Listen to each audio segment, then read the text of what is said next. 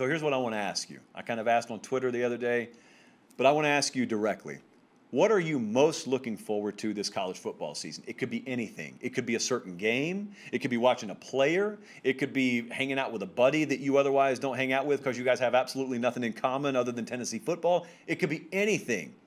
Open-ended question. You fill in the blank. I'm going to give you some things I'm looking forward to. I started this list thinking it was going to be comprehensive today, and I had to leave like 37 things on the cutting room floor, which in all likelihood means we're going to continue this Thursday and maybe even Sunday. But man, some of the things I'm looking forward to, a very, very small dose of it here. I'm looking forward to seeing the length and size of Clemson's wide receiver core. All those guys are 6'3", 6'4". I'm getting very, very excited about the potential of that offense. I'm looking forward to seeing them against Georgia, especially against a younger secondary, maybe a more unproven secondary, and looking in after a half of football. Are we looking at Clemson and saying, do they look like 2018? Who's going to stop them? We always come out of week one saying that about someone who was in a tight point spread game and they end up blowing it open and saying, who's going to beat them? I'm looking forward to seeing if that is the Clemson Tigers. I'm looking forward to seeing D'Eriq King get another shot. We saw him laying on the field, wincing in pain in a bowl game. I don't think anyone at that moment looked at week one against Alabama and said, oh, he'll be ready. He'll be good to go by then. And so he's worked his tail off, D'Eriq King has, and he's gotten himself in position where he's got the full trust and confidence of his entire coaching staff and offense. And so they're going to get to play against Alabama. If they beat them, it's the biggest story in the early portion of college football. If they lose, but it's competitive, you still got D'Eriq King and the Miami Hurricanes with a chance to turn that division race in the ACC on its ear. I'm looking forward to seeing that. I absolutely cannot wait to see North Carolina potentially be able to turn the ACC in its entirety on its ear. Everyone expects North Carolina to be good this year. Everyone expects a solid effort out of them. Everyone's got them ranked somewhere between 8 and 18, let's say. But no one's predicting them to win the ACC. But they got a shot to do it. They're going to be in the conversation for the first time. They've got, obviously, the offensive prowess, but for the first time, theoretically, they have the rotational and depth aspect of their defensive front that you need to compete in games like that, in settings like that. I cannot wait to watch North Carolina this year. I cannot wait to walk through, well, how should I put that? I'll just say it. I cannot wait to walk through home tailgate atmospheres this year and count how many different smells I can recognize. When you go to LSU, it's crazy. It's like a rainforest of smell. When you go to some of these big-time venues, the smells outside are almost enough to fill you up, even though you actually haven't put any food in your mouth. And one of the added benefits is when we walk through tailgate atmospheres, like I walk through LSU, I get 10 different meals put in my face. You could eat forever down there, and they don't even have to know you. But when they recognize you, that's all the better. I was talking to some of our friends at North Carolina today, and they said, just let us know. Just let us know when you'll be in town. Don't have to worry about anything else. Just let us know when you'll be here. Here's the parking lot we tailgate in. Here's what time we get there. All the pertinent details will be sent from our people to your people. It is so great walking through those tailgate atmospheres. The smells, the sights, the sounds, the music. Oh, and by the way, the actual scene itself being back. I can't wait to see that. I cannot wait to see stadiums start to fill up. If you do the time lapse and you normally watch them fill up, and we all got used to seeing full stadiums and then you didn't get them last year, man, I can't wait to watch that time lapse happen in real time of stadiums filling back up. If you could ever stand on the field at a venue like Tiger Stadium that we're watching right now, if you could be on the venue when those places start to fill up and then teams come out of the tunnel for warm-ups, that's when you get your first sense of what kind of crowd you have on your hands that day. Because you get a little bit of a roar that is sustained for a second when the home team comes out for warm-ups. And so if it's a yawn and a little golf clap, this is going to be a sleeper. But sometimes it's not. And I think this year, a lot of times it won't be. Watching that stadium full up past 25%, past 50%, past 75%, and finally seeing a full house again, cannot wait for that. I can't wait to be standing in a tunnel or standing outside a gate and for the first time to hear off in the distance the faint sound of a police siren and then 2 police sirens and then 10 of them, because that's the sound of state troopers, and behind them are about 5 or 6 charter buses, and you got Alabama pulling in, or you got Texas A&M, you got USC pulling in. That scene is awesome.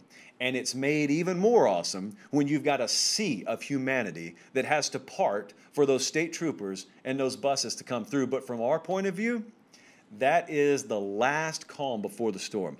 Once those sirens get louder, you know that it's going to be sensory overload, pedal all the way to the floor for the next 7 or 8 hours until they turn the lights out in that stadium, long after the game's ended, long after the press conference has ended, long after the last food has been taken out of the press box before you got back up there in time. That I cannot wait to see. I can't wait to be driving down the interstate and see lines of cars for miles and miles. Traffic at college football games, I'm going to try and keep this promise, is something that I will not be complaining about this year. Because I'll tell you what was very eerie. I chose not to go to games last year because we didn't have access to the players, first off. We couldn't have field access. Second off, and thirdly, it was just weird. I was talking to some of our team site guys who cover the games every week. I think it was Travis Ryer for Bama Online who told me he went to the LSU-Bama game and left his hotel and just drove through town, and it was a game day in Baton Rouge, Bama in town, and he said you wouldn't have even known there was a football game happening until you got right up to the stadium because it was that uncrowded, relatively speaking. No more of that. Give me the crowds, give me the traffic, give me the gridlock, give me the horn honking. You give me all that. If it means we get all that atmosphere back, you give me all that. I can't wait to be on the interstate and start betting over under amount of car tags and amount of window flags I'm going to see. You don't have to wait to get to game day or wait to get to the gate or wait for kickoff to start getting some action on stuff. You absolutely, if you're anywhere in the vicinity of a major college football game, are going to see car flags all over the place. And one of my favorite hallmark traditions on the road is to have some action on how many car flags of certain teams we're going to see. I mean, I've made a lot of money that way. I've lost my fair share of money that way. And if you want some prop bets on whether you can hit the over-under on amounts of profanity you're going to see on bumper stickers, that's always a plus too. I cannot wait to see the increased level of experience on these rosters in college football this year and what it means. We put out the numbers. I think it was Bill Connolly that put them out as part of his S&P Plus release the other day. Whatever the average returning experience number is for a college football team at this level, it's around 64%. He put out the conference averages, and all of them are way, way above 64. The closest one was 68. Some of them are in the 70s and 80s. Some of them have their entire teams virtually returning. What does that mean? I got my theory. I think it means lower scoring games. I think it means a higher level of football being played. I just think it means lower margin for error for the top-rated teams. But it could mean anything. It could mean that it's a net benefit to no one, and the cream rises just as it always has. But nonetheless, I can't wait to see how that plays out. I can't wait for week 1 to where we see what kind of insane upset gets thrown out. I mean, I remember, last year it wasn't a huge upset, but watching Louisiana just go into Ames, Iowa, and handle Iowa State, the eventual Fiesta Bowl champion, Iowa State. But there have been some much crazier upsets than that. The App State over Michigans of the world. Is that coming? You got a lot of experience. So you got a lot of staffs out there who have been able to tinker with this and specialize game plan that.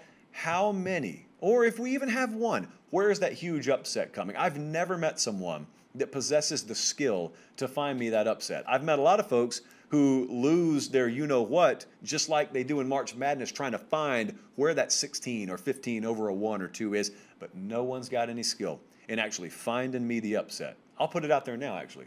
You guys want to tell me where the biggest upset in America is coming week 1? If you tell me accurately, I may have a little something for you, which we will be talking about more later this week. Those are just a few things I'm looking forward to this year. Those are a few things I can't wait to see. I can tell you I have a whole list in front of me that I have not even close to enough time to get to. So I'm going to be continuing this because there are several more things. But I want to get your opinions too. You'll probably have better ones than I do. What can you not wait for this college football season?